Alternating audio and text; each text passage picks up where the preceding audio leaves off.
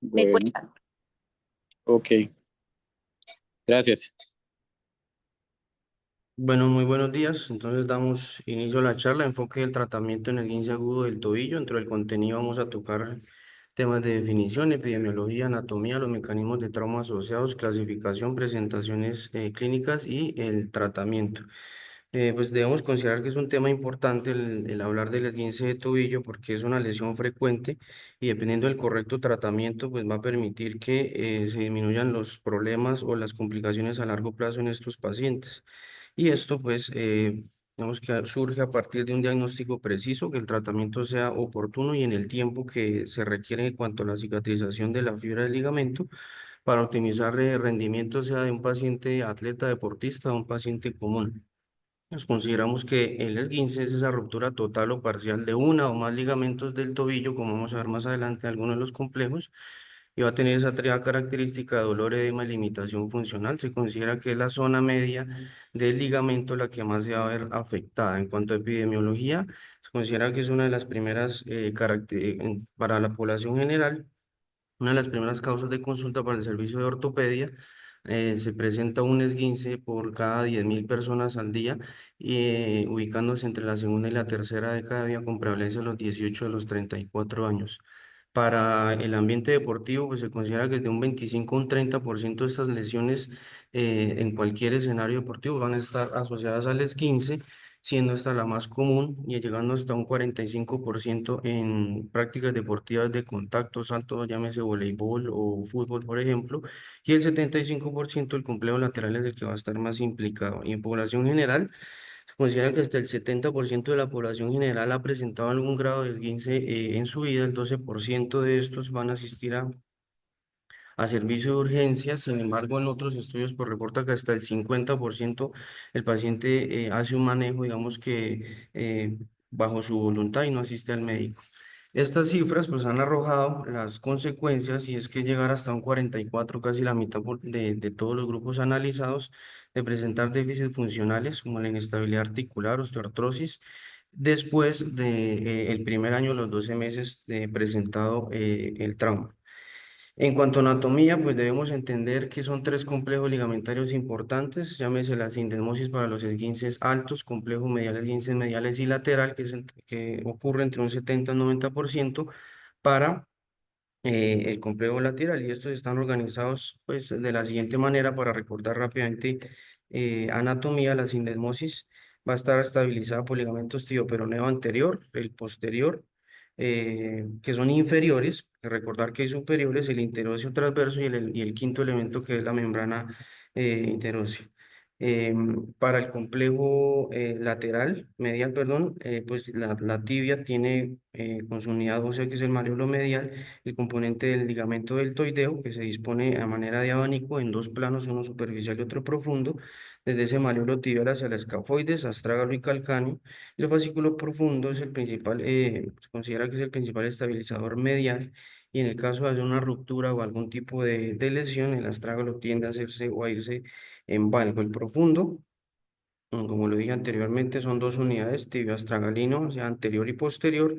y superior desde el origen del malleolo medial, llegando a las unidades óseas que nombré anteriormente. Y hay otro elemento que lo describe la literatura, que es el ligamento tibio split, que es el que está asociado a la formación pues, del arco plantar y se evidencia también en pacientes que tienen, digamos, pie plano este ligamento, aunque en cuanto a la disección o las descripciones anatómicas, no está muy claro si hace parte de este complejo. Las articulaciones, entonces, de manera resumida, los tres ligamentos de la región lateral van a estar generando la sinergia de esa dinámica articular para la articulación tibiotalar y a nivel de la subestragalina el ligamento peroneo calcáneo. Recordar a manera de función que ese ligamento peroneo calcáneo es el principal restrictor de la inversión del pie y el ligamento peroneo astragalino anterior va a ser su segundo partícipe, es el segundo restrictor de esta función. En cuanto a la parte histológica, recordar que los ligamentos pues, son ese componente fundamental del sistema osteomuscular, son estructuras que se encuentran bajo una organización muy bien detallada con propiedades biomecánicas específicas que van a cumplir funciones muy claras, por ejemplo, la de proteger y estabilizar las articulaciones, limitando la movilidad y generándole a cada articulación una presión adecuada a nivel interarticular para que su movimiento sea estable y sinérico. Lo importante de aquí es que aparte del el ligamento tiene una capa superficial que es ese epiligamento, que a nivel extraarticular, es decir, los ligamentos extraarticulares lo compone de una manera muy organizada. Los intraarticulares sí se describe que es una membrana más de características sinoviales. Y para el tobillo lo que precisa es que el complejo lateral se va a caracterizar porque en él encontramos mecanorreceptores, fibras nocioceptivas que van a estar partícipes en la propiocepción. Un detalle muy importante al momento de hacer la rehabilitación, dado que es una característica que el paciente debe desarrollar para tener una rehabilitación em, acorde. También importante, señalo que estos receptores son versátiles en cuanto a la acomodación o en la marcha, dependiendo del terreno el que se avance. Esta gráfica nos deja ver el proceso de cicatrización de la fibra del ligamento, en el que se dividen en tres fases importantes. La primera es la inflamación, proliferación y remodelación. Estas etapas, digamos que se solapan unas con otras, se deben tener en cuenta en un periodo más o menos de 10 días a 21 días para considerar que la fibra ligamentaria ya está en una fase de entrada a la cicatrización para contemplar o activarla en cuanto a movilidad articular. Debemos recordar que en esa fase entre proliferación y remodelación, las células pluripotenciales se multiplican y generan más fibroblastos, los cuales hacen un inicio del metabolismo del colágeno, pero es el colágeno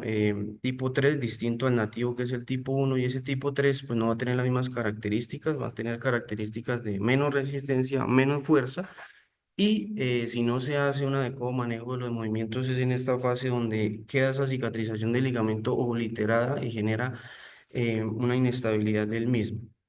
En cuanto a los mecanismos de lesión, pues cabe recordar que el tobillo tiene movimientos de dorsiflexión, también tiene plantiflexión, inversión, rotaciones internas y externas,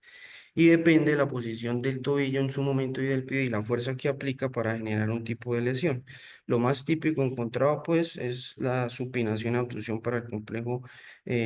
lateral. Es un mismo mecanismo que puede provocar una fractura, sea a nivel de los maleolos o en otras partes de la tibia distal como el maleolo posterior. El complejo lateral se va a caracterizar por tener en términos generales una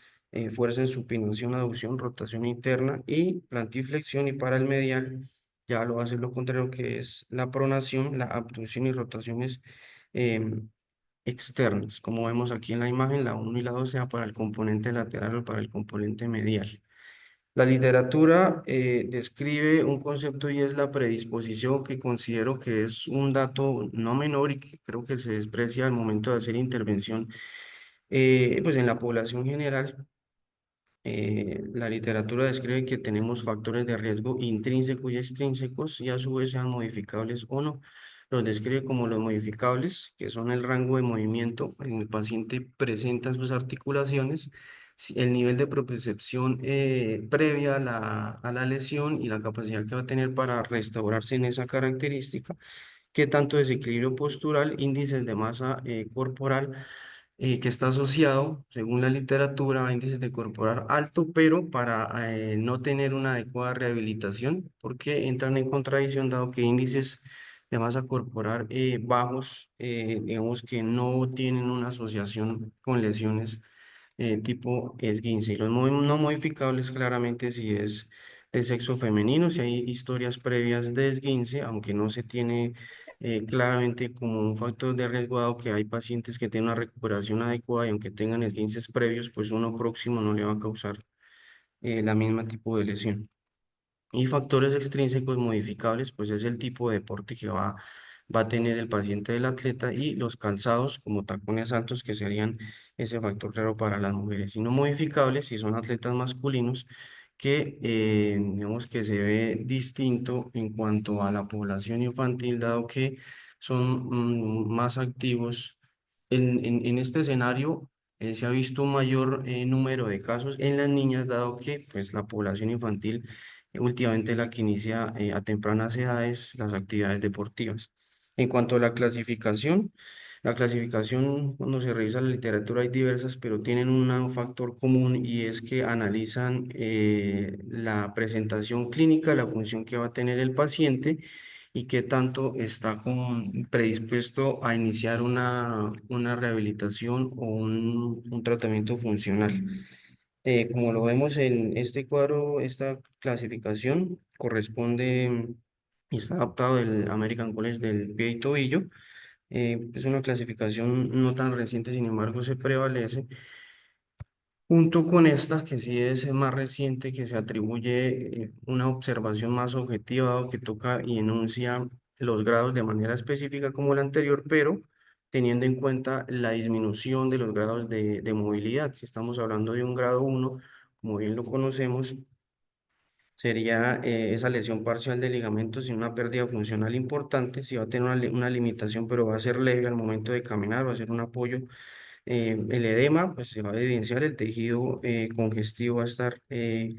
manera permanente, pero por un corto tiempo.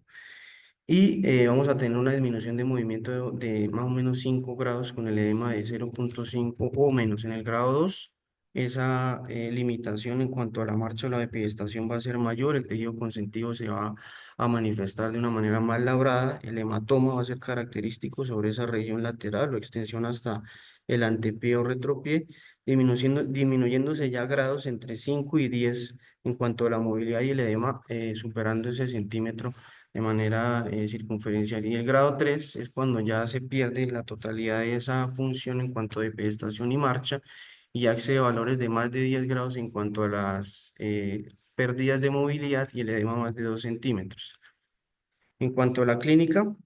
pues es importante resaltar que una historia clínica y detallar el mecanismo de trauma según la descripción del paciente es importante. Vamos a tener claro que van a haber puntos anatómicos que requiere el ortopedista para su palpación y esto es una de las ventajas que expone y da la anatomía del pie y tobillo, dado que se palpa y es muy cercana porque el tejido subcutáneo es menor respecto a otras partes del cuerpo. Entonces, en esta vamos a incluir las anatomías del calcáneo, el cuboides, el quinto metatarsiano y pruebas funcionales que me van a determinar si hay bostezo en varo o algo. Vamos a analizar la función del cajón anterior y siempre teniendo en cuenta la comparación contralateral. Esta es una de las pruebas, que es la prueba del cajón anterior o tracción anterior, en la que nos muestra la competencia de ese ligamento tibio-peroneo astragalino anterior y va a evaluarse em, estabilizando la parte distal de la pierna con una mano y la otra está sujetando el calcáneo y haciendo una tracción hacia anterior, considerándose que aproximadamente sobre 1 centímetro, al compararlo con contralateral, vamos a tener una prueba positiva. Esta es la de la inversión forzada, cuando se hace bloqueo. Si se es diestro, pues con la mano izquierda y con esta diestra se busca esa fuerza deformante para tener la apertura del complejo lateral. Y la prueba que es más alta, esta ya está dada para los esguinces altos para evaluar la función de la articulación de la sindesmosis cuando se hace compresión a nivel del tercio medio de la pierna y el paciente va a referir o no tener dolor. Asimismo, se evalúa con la prueba de rotación externa forzada en la que las dos van a reproducir dolor. Entonces, dicho esto, pues prevalece en la literatura aún las reglas de Ottawa, se van a contemplar al momento de la sospecha de una fractura, dado que los mecanismos de traumas pues, nos van a permitir hacer esa sospecha. Entonces, de manera clara, las reglas de Ottawa van a exponer las zonas del pie y tobillo a nivel de la parte posterior del mismo, 6 centímetros superior a los maléolos para hacer la palpación. Y asimismo en la parte medial, sea el hueso navicular, y según los hallazgos que tengamos, vamos a considerar si se hace uso o no de la imagen radiográfica. Esta es una de las imágenes que nos ilustra en la proyección AP, rotación interna 15-20 grados y lateral, donde evidenciamos los valores para tener en cuenta al momento de analizar la radiografía junto con la clínica del paciente, una sobreposición tibiofibular que tiene que ser más de 6 milímetros a nivel del espacio claromedial. Se habla de unos 3 milímetros en esta medida, Para la proyección en mortaja, esa misma sobreposición tibiofibral tiene que ser más de 1 milímetro y en el espacio lateral entre 3 y 6 y que se vea de manera limpia esa carilla del del peroné en región distal respecto a la relación articular con el astrágalo y en la lateral que haya una sobreposición hasta de 1/3 del peroné respecto a la tibia. La literatura también, al momento de analizar estos casos, tiene unos datos pronósticos que, aunque los estudios no son muy contundentes al tenerlos en cuenta, sí señalan que al momento de programar una rehabilitación para el tipo de pacientes que tengan una u otra característica, pues va a permitir un mejor desempeño en el mismo. Se considera que hay buenos resultados cuando el paciente es joven, no detalla en las edades cuando el grado de esguince es bajo, cuando en cuanto a su parte laboral o deportiva, pues no tiene una alta demanda, tiene un previo estado funcional adecuado, la lesión es aislada meramente solo de las fibras ligamentarias y el estado neuromuscular es acorde. De manera indeterminada, como lo dije previamente, está el índice de masa corporal y el sexo porque no se tienen datos precisos en si un índice de masa corporal alto o bajo va a tener la predisposición. Esto está más asociado a las prácticas deportivas o a la actividad laboral que desarrolla el paciente. Y malos resultados si previamente a la lesión el paciente tiene hipermovilidad o laxitud articular o si tiene lesiones ligamentarias previas cuya cicatrización del ligamento eh, sea por obliteración y no tenga una estabilidad de la misma. Y alteraciones en cuanto a angulaciones articulares. Entonces, el tratamiento a lo largo de la historia, digamos que se han propuesto intervenciones para el ámbito agudo y han virado desde todos estos eh, formas de hacerse, desde la misma aplicación de medios físicos locales hasta la elevación y cada vez se le ha ido aumentando alguna letra que tiene un representativo, dado que el avance de los estudios frente a una característica u otra, como vamos a ver, tiene mejores resultados o mejor adaptación eh, que la otra.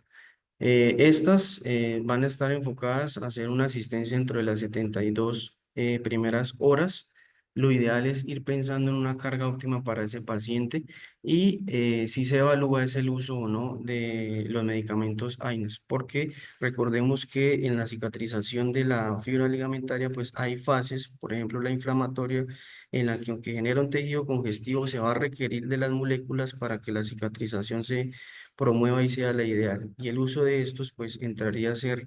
em, em, una desventaja para el mismo. Entonces, dentro de esos acrónimos, el último que se ha adoptado es Peace and Love, en el que cabe destacar que la primera parte que es PIF está para un ámbito agudo y el OF está parado para un ámbito subagudo en el que se va a caracterizar este último por la protección,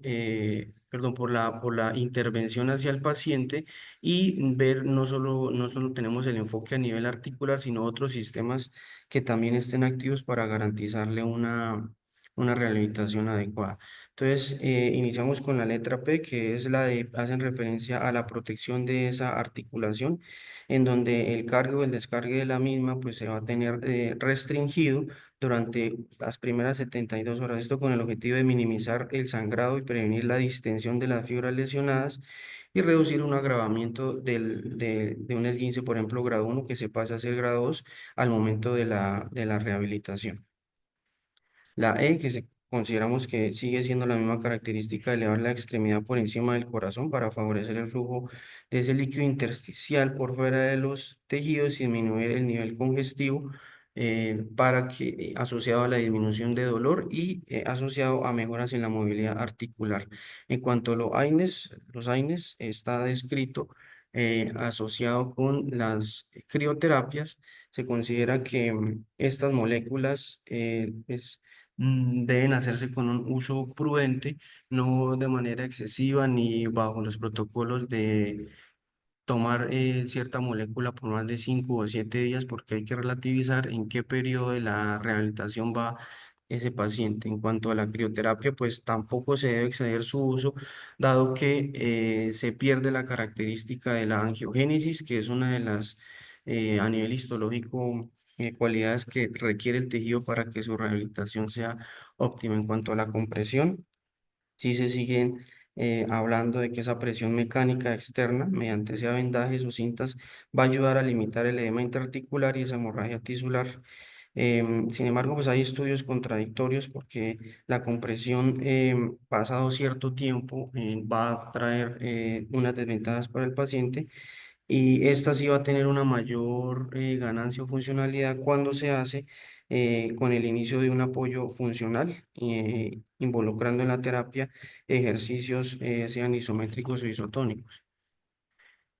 Se agrega la letra E para hablar de la educación frente a la clínica, y esto es hacer conciencia al paciente porque vemos que, como lo dije previamente al inicio, hasta un 50% de los pacientes no tienen asistencia médica, o si van posterior al tratamiento indicado no son adherentes. Entonces, esto hace referencia a la solicitud y al explicarle muy bien al paciente cuáles son las fases de su patología y la necesidad de ser adherente, y que los cambios sí se van a dar. Y la parte subjetiva que va a tener con la letra L, que hace parte de lo último que se habla, y es la carga óptima, y es ese estrés mecánico que va a necesitar la fibra ligamentaria después del 10.º día, aproximadamente al 21 ya se concreta, para que ese estímulo le permita multiplicarse y tener una reorganización a nivel de su complejo, no excediéndose, dado que si se excede, pues pueden haber rupturas o una obliteración de la misma. En cuanto a la O, es como que la característica, digamos que emocional, que el médico le va a impartir a su paciente, dado que tiene que proyectar una rehabilitación adecuada, enunciándole que es un esguince, es una patología muy tratable, y que con seguridad va a llegar a su actividad laboral o deportiva si cumple todos los tratamientos. La V hace referencia a la vascularización, y esto tiene que ver con que el paciente, aunque tenga su esguince, no se debe aislar de otras actividades o de la movilidad de otras articulaciones. Entonces aquí sugieren actividades aeróbicas, digamos, de bicicleta en gimnasio o la misma natación, para que toda la función del gasto cardíaco esté activa y permita ese barrido molecular y el estímulo de la zona. Y la E hace parte, pues, de los ejercicios que son ejercicios que lo ideal es tener un programa detallado para que, de acuerdo a la actividad laboral del paciente o la actividad deportiva que desarrolle este. Entonces, resumiendo, el tratamiento va a tener esa fase aguda y subaguda, en la que va a ser necesario hacer uso de esos medios físicos locales, con la prudencia del uso de la crioterapia y los AINES, y la inmovilización pues va a estar dada sea por, si es un esguince grado 1, grado 2 o grado 3. La literatura describe que entre el 1 y el 2, en algunos casos se hace uso de una férula de yeso, la bota por debajo de la rodilla, pero que no debe exceder los 10 días, porque posterior a ellos no muestra ningún beneficio y sí repercute en cuanto a la movilidad articular. Sí se estipula que posterior a 10 días se puede contemplar para un esguince de grado 3, cuando no tiene consideraciones quirúrgicas. Entonces, recordar que grado 1 y grado 2 va a tener una recuperación entre 7 a 15 días, y que el grado 3, posterior a su tratamiento adecuado, hasta 3 meses a 12 meses, va a tener la funcionalidad y la anatomía restablecida como se quiere. Estos son muestras de artículos que han hecho revisiones sistemáticas, donde se compara ese complejo ligamentario lateral con lesión, y los dividen claramente en el 15 grado 1, grado 2, grado 3, y en el grado 1 y grado 2 hacen estudios si se requiere o si hacen manejo quirúrgico, y los resultados comparándolos con los que no lo hacen. En términos generales, pues se habla que hasta un 60 o 70% van a responder adecuadamente hasta el mismo 15 grado 3, si no tiene características, como lo vamos a ver, para llevarse a cirugía, de un tratamiento adecuado que tiene una respuesta positiva. Sí hablan que intervenciones quirúrgicas en cuanto al manejo conservador la intervención quirúrgica va a disminuir el número de eventos de la reruptura de los tobillos intervenidos. Entonces, recordándose el esguince grado 1 como esa ligera distensión, no vamos a tener una pérdida de estabilidad, se hace de manera conservadora, con lo que previamente dijimos, el esguince grado 3 se debe hacer la misma intervención esperando una respuesta ya de manera completa en cuanto a rehabilitación funcional a los 3 a los 6 meses, y el grado 3 es ese desgarro completo que va a requerir un manejo quirúrgico. ¿Cuándo pensar en hacer un manejo quirúrgico?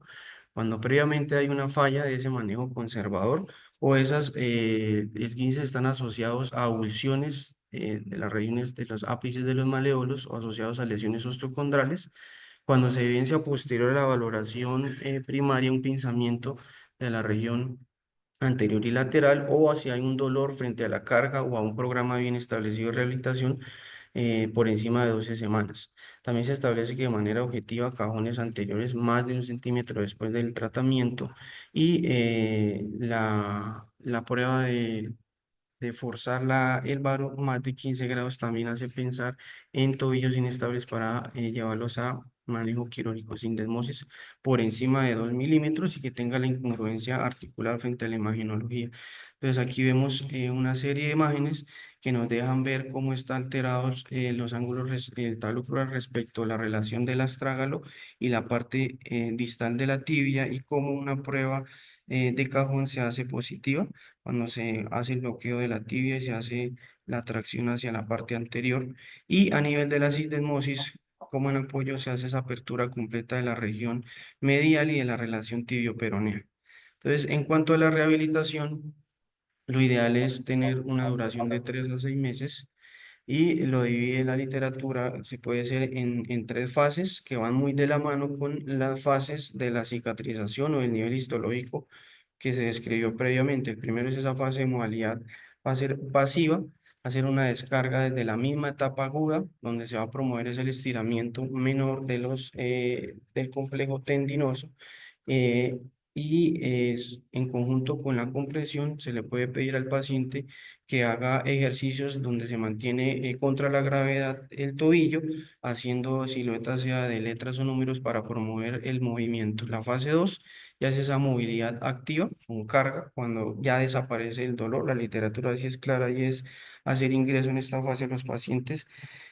cuando ya no hay dolor, dado que se van a someter a cargas de bipedestación o en la marcha. Y aquí sí se caracteriza por tener ejercicios isométricos contra resistencia, sea flexiones dorsales, plantar inversión y versión, y los isotónicos manteniendo esa resistencia del complejo muscular, haciendo uso de todas las herramientas que nos ofrece la fisioterapia. Y la fase 3 ya es ese entrenamiento propioceptivo, donde buscamos ya